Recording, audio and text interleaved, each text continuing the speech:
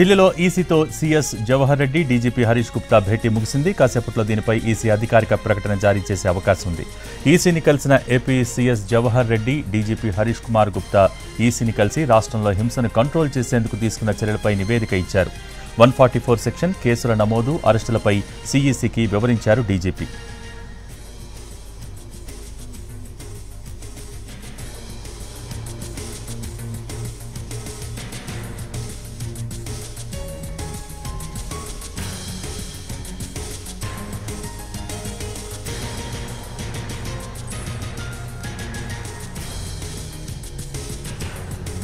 ఢిల్లీలో ఈసీతో CS Jawahar Reddy, DGP Harish Gupta భేటీ ముగిసింది. కాసేపట్లో దీనిపై ఈసీ అధికారిక ప్రకటన జారీ చేసే అవకాశం ఉంది.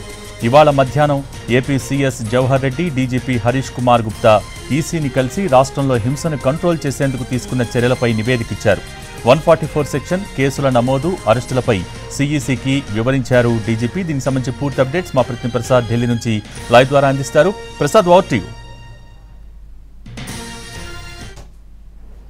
ప్రధాన ఎన్నికల కమిషనర్ రాజీవ్ కుమార్ నేతృత్వంలో ముగ్గురు సభ్యులతో ఉన్నటువంటి ఈ మొత్తం కేంద్ర ఎన్నికల సంఘం ముందు AP chief secretary Jawahar Reddy, అదేవిధంగా డీజీపీ హరీష్ కుమార్ గుప్తా ఇద్దరు కూడా చాలా వివరంగా లిఖితపూర్వకంగా ఈ అల్లర్లకు సంబంధించి ఎన్నికల తర్వాత జరిగినటువంటి హింస విధ్వంసం గురించి చాలా వివరంగా అన్ని లిఖితపూర్వకంగా అందజేయడం జరిగింది. దీంట్లో ప్రధానంగా ఇప్పటి వరకు ఈ హింసను, విధ్వంసాన్ని, అల్లర్లను అరికట్టేందుకు గాను దాన్ని పూర్తి స్థాయిలో ఏ రకంగా దాన్ని తగ్గుముఖం పట్టేలా తీసుకున్నటువంటి చర్యలు, ఏ రకంగా దాన్ని కంట్రోల్ చేసామన్న అంశంపై పూర్తిగా వివరణ కూడా ఇవ్వడం జరిగింది. దాంతోపాటు ఈ పరిస్థితికి దారితీసిన కారణాలను కూడా చాలా వివరంగా కేంద్ర ఎన్నికల సంఘానికి తెలియజేసినట్టుగా తెలుస్తుంది. ఆ తర్వాత మౌఖికంగా కూడా కొన్ని ఆదేశాలు కూడా జారీ చేసినట్టుగా తెలుస్తుంది. అయితే ఇతరత్ర ఏదన్నా అధికారికంగా ఏదన్నా ఈ పోలీసు అధికారులు ఎవరైతే ఈ సమస్యాత్మక ప్రాంతాల్లో ఎక్కడైతే అల్లర్లు జరిగాయో అక్కడ ఆ ప్రాంతాల్లో